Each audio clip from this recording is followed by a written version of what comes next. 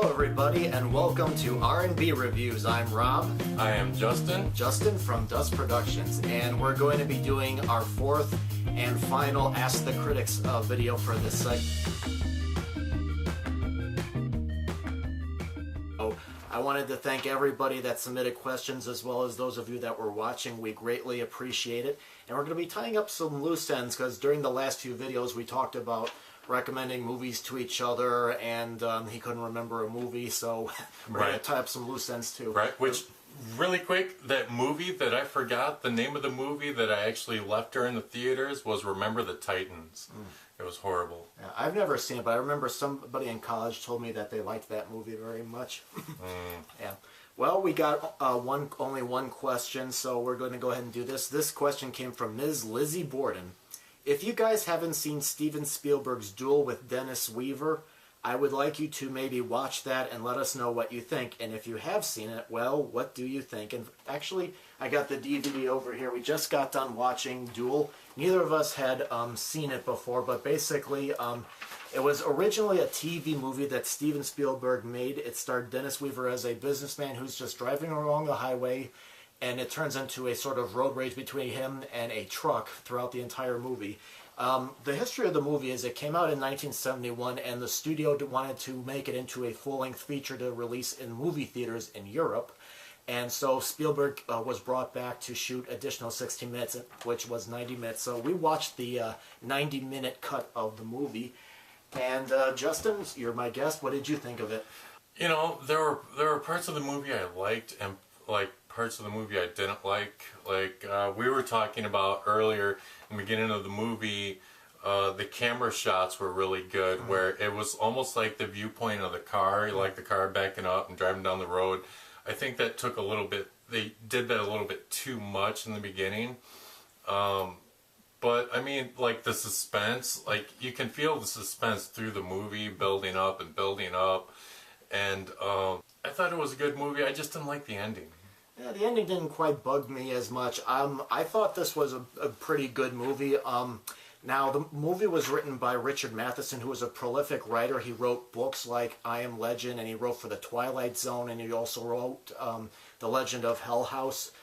And I gotta say, I enjoyed the movie, and I could see why movie studios started giving Spielberg work on movies like Jaws and stuff like that, because he's got very good keen eye for camera movement and direction and suspense and everything.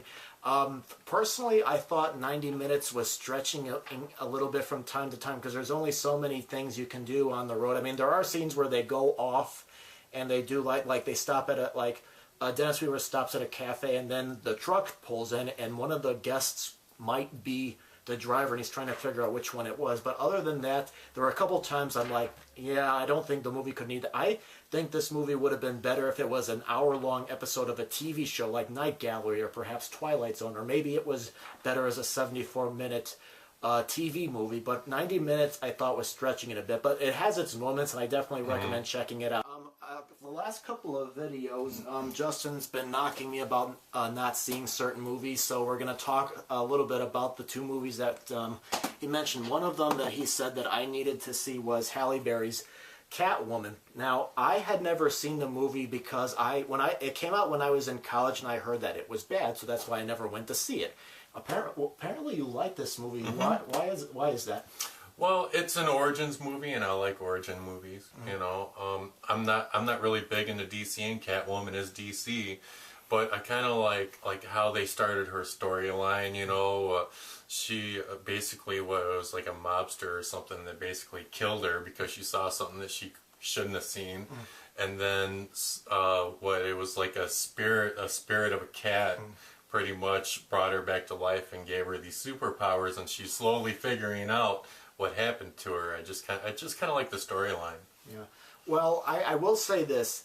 I didn't hate it, but I didn't like it either. I mean, it was entertaining. I wasn't bored by it. One of the things I did kind of like, I thought Halle Berry was good as Catwoman. I didn't really like her. In the beginning of the movie, she's kind of like this nervous person, which you kind of seen like in, Batman Returns, where Catwoman is this nervous assistant for a big corporation, and then something happens to her and she becomes this powerful Catwoman, Her and the guy that plays the cop, Tom Lone, I think he's played by Benjamin Bratt. They had no chemistry whatsoever. I didn't believe their romance at all. Neither did I. Yeah. And the special effects, I mean, there were sometimes, well, again, the camera angles were great, but sometimes the action scenes or even regular dialogue scenes were so cut up like a music video that I'm like, it was hard for me to get into the movie, and sometimes it gave me a bit of a headache. And Alex Borstein, who plays her friend, Halle Berry's friend, is kind of like the wisecracking friend where, she'll make jokes about, like at one point she's visiting the hospital and she'll talk about all the hot doctors at the hospital and stuff like that.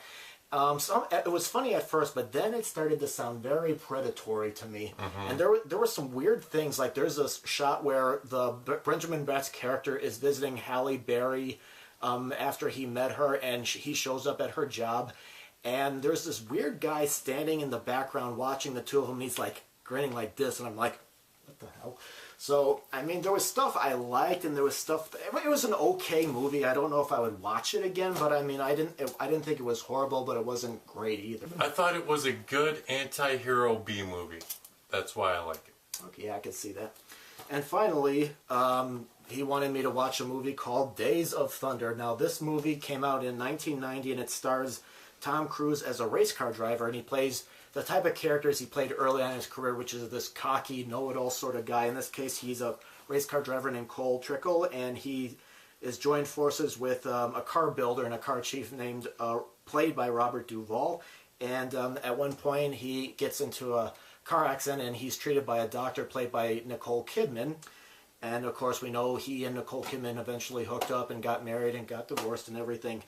And the movie was directed by Tony Scott and was produced by Jerry Bruckheimer, and the screenplay was by Robert Towne, who wrote Chinatown back in 1974. And let's start with you again. What do you like about the movie? I like the storyline. Like this guy, the type of racing that Cole Trickle did before circle track racing was dirt track racing. And it's very different because going from a dirt track to like a paved track is a lot different, and the wheelbases and everything. So I'm a car guy, so I kind of understand all that. And he gets in this race car, and they pretty much wanted to see what he could do. So they borrowed somebody else's race car, if you remember that. Mm-hmm.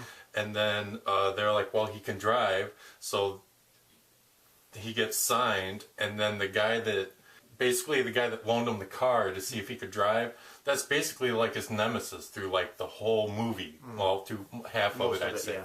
Until they got into a car accident together, and they pretty much hated each other right up to that point.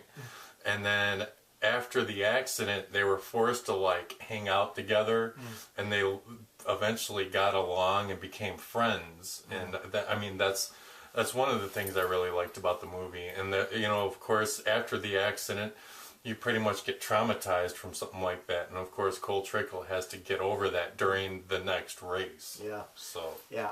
The movie, I had never heard of the movie at all, like I said in the last video, and I think I liked parts of the movie as opposed to the whole movie. Like, for example, I really liked him and Robert Duvall's chemistry. In the beginning, they don't like each other, and then once Cruise, explains he doesn't know much about cars, Duvall and him develop a sort of vocabulary where they, if there's a problem with the car while he's driving, they know what's going on.